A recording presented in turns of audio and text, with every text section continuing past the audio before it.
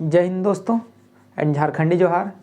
तो आज हम लोग झारखंड ज्योग्राफी का प्रैक्टिस सेट दूसरा देखेंगे, ठीक है। यानी दूसरा क्लास है हम लोग, प्रैक्टिस सेट 2 है और इसमें भी हम लोग सेम 25 क्वेश्चन हम लोग डिस्कस करेंगे। और ये भी वही क्वेश्चन है जो जितने भी प्रीवियस में आया हुआ है, केवल ज्योग्राफी से रिलेटेड है। और हम लोग आज 25 क्वेश्चन को डिस्कस करने वाले हैं। तो देखिए, क्वेश्चन यहाँ पर अटरंडम उठाया गया है। अटरंडम कहने का मतलब कि कहीं से भी जो क्वेश्चन मिला सबको मिक्स कर दिया गया है, ज्योग्राफी से रिलेटेड केवल। क्यों ऐसा किया गया है? क्योंकि आप लोग का जो याद करने का क्षमता है, आप लोग उसको याद करने का एक डेवलप कीजिएगा कि हाँ भाई इस डाटा को याद करना है। नहीं तो आप लोग एक सिलसिलेवार याद करते हैं, हाँ इसका 26 पॉइंट मान लीजिए 56.5 है, 47.6 है, इस तरह से याद करिएगा। आप लोग भूलते जाइएगा, काहे कि सब डाटा रहेगा नहीं। आज पढ़िएगा फिर 15 दिन बाद पढ़िएगा तो वो माइंड में रहेगा ही नहीं। तो इसीलिए अटरंडम चीज़ों को उठाया गया है, मतलब एक सीक्वेंस में नहीं है ये। यानी अगर जंगल का है तो उस जंगल पढ़ रहे हैं तो तुरंत हम लोग ये कृषि में भी क्वेश्चन आ सकता है, या जलवायु का क्वेश्चन आ सकता है, या पहाड़ पर्वत नदी नाला कुछ का भी क्वेश्चन यहाँ आ सकता है। तो इसको हम लोग इसी तरह से पढ़ेंगे, क्योंकि हम लोग सबसे मेनली ये है कि आप लोग को जो याद करने का ये है वो बढ़ जाएगा अगर इस तरीक़े से पढ़िएगा। तो हम लोग डायरेक्ट डिस्कस करते हैं। हम लोग देखिए, पहला क्वेश्चन है, राष्ट्रीय आपदा प्रबंधन संस्थान के अनुसार झारखंड राज्य में कितने प्रकार के जलवायु क्षेत्र हैं, जलवायु क्षेत्र मौजूद हैं? ये क्वेश्चन आया हुआ है, ठीक है। अब देखिए 3 को, ये आप लोग अब कन्फ्यूज हो जाइएगा। अब देखिए, झारखंड के अकॉर्डिंग, झारखंड के आपदा प्रबंधन संस्थान के अकॉर्डिंग झारखंड का जो जलवायु क्षेत्र है वो 7 है। और राष्ट्रीय आपदा प्रबंधन संस्थान के द्वारा उसके रिपोर्ट के अनुसार झारखंड को 3 जलवायु प्रदेशों में वर्गीकृत किया गया है। तो ये क्लियर हो जाना चाहिए। दूसरा देखिएगा, झारखंड राज्य मुख्यतः किस जलवायु क्षेत्र के तहत आता है? तो झारखंड राज्य मुख्यतः उष्णकटिबंधीय मानसूनी प्रकार का है, ठीक है। तीसरा देखिए, छोटा नागपुर में फुसफुस बलुआ मिट्टी किस क्षेत्र में पाई जाती है? फुसफुस बलुआ मिट्टी, इसको बता चुके हैं कहाँ पाई जाती है। तो दामोदर नदी घाटी, ठीक है, दामोदर। चौथा देखिएगा, दामोदर घाटी में मुख्य रूप से किस प्रकार की मिट्टी पाई जाती है? तो लाल मिट्टी। ये सारा चीज़ को डिस्कस कर दिया, लाल मिट्टी। और देखिए, इतना ज़्यादा मतलब सब चीज़ को तो पढ़ा ही दिए हैं, जो भी क्वेश्चन आया है। अभी तक नहीं लगा है कि ज्योग्राफी का कुछ ऐसा क्वेश्चन है जो छूटेगा। मेरे अकॉर्डिंग जितना पढ़ाए हैं उसमें से ही सारा चीज़ अभी तक मैच किया है। निम्न में से किस क्षेत्र में काली मिट्टी पाई जाती है? इसको तो कल परसों ही पढ़ाए हैं, राजमहल का क्षेत्र। झारखंड राज्य में जंगलों के सुरक्षित वन के रूप में वर्गीकृत करने का उद्देश्य क्या है? देखिए, झारखंड राज्य में जो जंगल है उसको सुरक्षित वन के रूप में वर्गीकृत करने का उद्देश्य क्या है? 3 देखिए, संरक्षित वन, सुरक्षित वन और हम लोग का तीसरा है अवर्गीकृत वन है, ठीक है। तो ये तीनों मतलब इस तरह का सब बांटने का क्या उद्देश्य है? यही उद्देश्य है कि उसमें कोई बिना रोक टोक किए उस जंगल को छेड़े ना वहाँ का कुछ संपत्ति का या जो भी है पेड़ पौधा को काटे नहीं, ठीक है। मेनली वही है। तो देखिएगा, बिना अनुमति सभी गतिविधियों पर रोक। 7वां देखिएगा, झारखंड का प्रति व्यक्ति वन एवं पेड़ों का आच्छादन है 0.08 हेक्टेयर। ये सब चीज़ को पढ़ा दिए हैं। 0.86 झाड़ी है, ठीक है।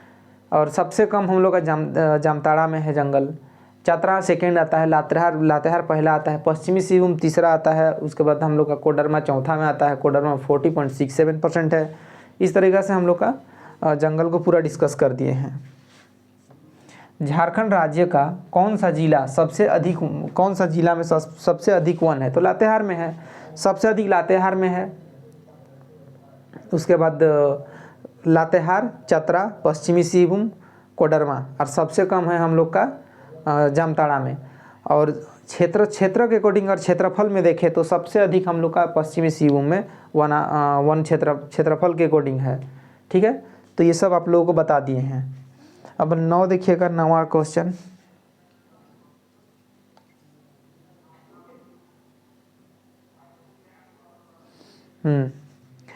झारखंड में कुल क्षेत्र में वनों का प्रतिशत कितना है?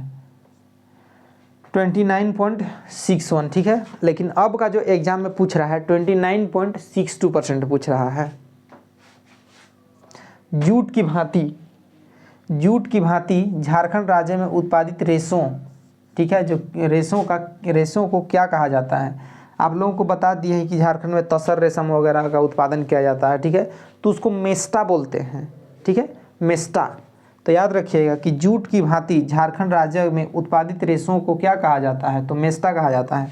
यही सब क्वेश्चन पूछेगा, काहे कि देखिए ये सब आप लोग इस चीज़ से परिचित नहीं होंगे, हालांकि पढ़ा तो दिए हैं लेकिन फिर भी आप लोग परिचित नहीं होंगे। इतने ही जान रहे होंगे कि झारखंड में तसर रेशम के उत्पादन में सबसे अधिक पूरा भारत में आगे है। 70 to 80% उत्पादन झारखंड से ही होता है। इस तरीक़े से आप लोगों को याद होगा। इसका किस तरह से फार्मिंग किया जाता है उसको भी बता दिए हैं आप लोगों को, ठीक है। तो इसका कीट का किस तरह से पाला जाता है। तो आगे हम लोग देखते हैं 11 नंबर।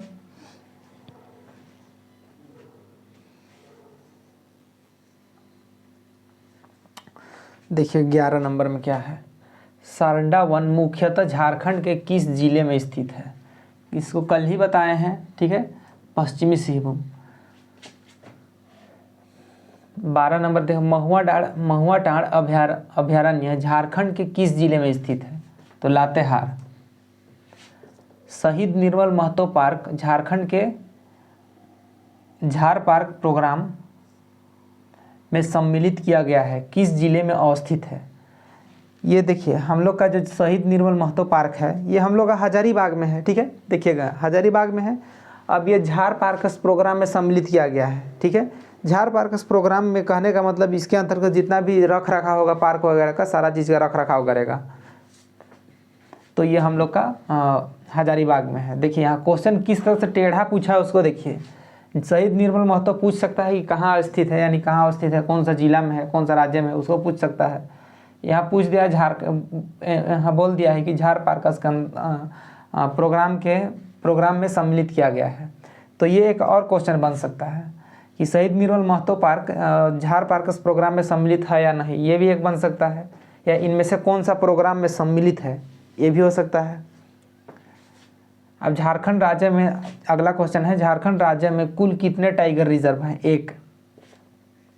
इसको तो सबको पता है, झारखंड का जितना निवासी होगा, ठीक है। 15 देखिएगा, किस वन्य प्राणी आश्रयनी को घोषणा झारखंड में 1955 में की गई थी? तो ये हजारीबाग ही है। 16 देखिएगा, बेतला राष्ट्रीय उद्यान मुख्यतः किस जिला में अवस्थित है? तो ये हम लोग का लातेहार जिला में अवस्थित है, बहुत फेमस है। तोप चाची, ये तो पढ़ा चुके हैं, देखिएगा इसको। तोप चाची वन्य जीव अभयारण्य कहाँ अवस्थित है? तो धनबाद में है। झारखंड के किस जिले में गौतम बुद्ध वन्य जीव अभयारण्य अवस्थित है? वेरी इंपॉर्टेंट है ये सब क्वेश्चन। कोडरमा में, देखिए ये सब क्वेश्चन को नहीं लग रहा है, मतलब देखते साथ ही लगता है कि नहीं ये क्वेश्चन से बाउर आएगा, ठीक है। मतलब इस तरीक़ा से पहले ये अभी कुछ सालों में ये सब क्वेश्चन नहीं पूछा, ये एकदम पहले का है भाई। जो क्वेश्चन बना है उसी को और पूछेगा, ये इतना गारंटी है। 10 में से 4 तो आएगा ही, कहने का मतलब, यानी 100 में से 30-40 आता ही है। अब 19 देखिएगा, पलामू में किस तिलहन का सर्वाधिक मात्रा में उत्पादन किया जाता है? तो तिल। कौन सी झारखंड राज्य की महत्वपूर्ण निर्यात फसल है? अब देखिए आप लोगों को जानबूझ के इसमें 4 ऑप्शन दिए हैं। 20 नंबर क्वेश्चन है, नीचे दिख रहा है कि नहीं? देखिएगा कौन सी ये झारखंड राज्य की निर्यात फसल है, यानी हम लोग कौन सा फसल को निर्यात करते हैं? तो इसमें 4 ऑप्शन दे देगा। आज दे दिए हैं आम, केला, पपीता, अमरूद। अब आप लोग इस तरीक़ा से पढ़ते हैं, ठीक है।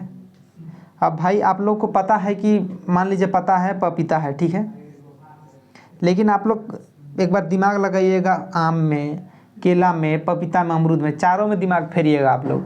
भाई उससे अच्छा आप लोग काहे नहीं पढ़ लेते हैं कि इसका आंसर पपीता ही होगा, कि हम लोग पपीता का निर्यात करते हैं सीधा सीधा। ये आम इमली को पढ़ के क्या फ़ायदा है, सीधा पपीता को याद रखिए। तो ये पपीता का निर्यात किया जाता है। तो आगे हम लोग और 5 देखते हैं, तो आज का कंप्लीट हो जाएगा। देखिएगा 21 नंबर में, झारखंड का प्रमुख खाद्य फसल चावल है। झारखंड का प्रमुख खाद्य फसल जो है चावल है। अब 22 देखिएगा, झारखंड में कृषि कार्य में कितने प्रतिशत भूमि का उपयोग किया जाता है? तो 33% भूमि का उपयोग किया जाता है, सॉरी 23% भूमि का उपयोग किया जाता है, जो कि सिंचाई, झारखंड में अगर सिंचाई पूछ दे कि सिंचित क्षेत्र कितना है तो 12.7% है। उसको 6 है तो उसको अप्रोक्स करेगा तो 7 होता है, तो उसका भी छोड़िए। 22 था, झारखंड में कृषि कार्य में कितने प्रतिशत भूमि का उपयोग किया जाता है? तो 23%।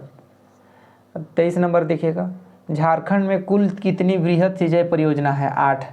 अब बृहद सिंचाई परियोजना, इन सब चीज़ों को बहुत ही अच्छे से पढ़ा है कि बृहद सिंचाई परियोजना क्या है, मध्य सिंचाई यानी अल्प मध्य सिंचाई परियोजना क्या है, अल्प क्या है, इस सब को पढ़ा दिए हैं। या लघु सिंचाई परियोजना क्या है।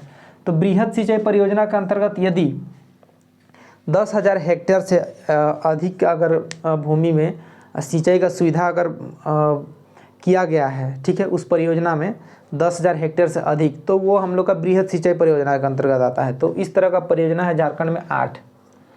अब 24 देखिएगा, दामोदर नदी घाटी परियोजना में कुल कितने बांध हैं? तो ये कुल 8 बांध हैं। ये इसको कल परसों ही पढ़ाए हैं। अब 25 देखिएगा, और जो लास्ट है, पालना डैम किस नदी पर स्थित है? तो पालना डैम हम लोग का बराकर नदी में स्थित है। तो देखिए, हम लोग आज ज्योग्राफी का प्रैक्टिस सेट 25 कंप्लीट कर दिए हैं।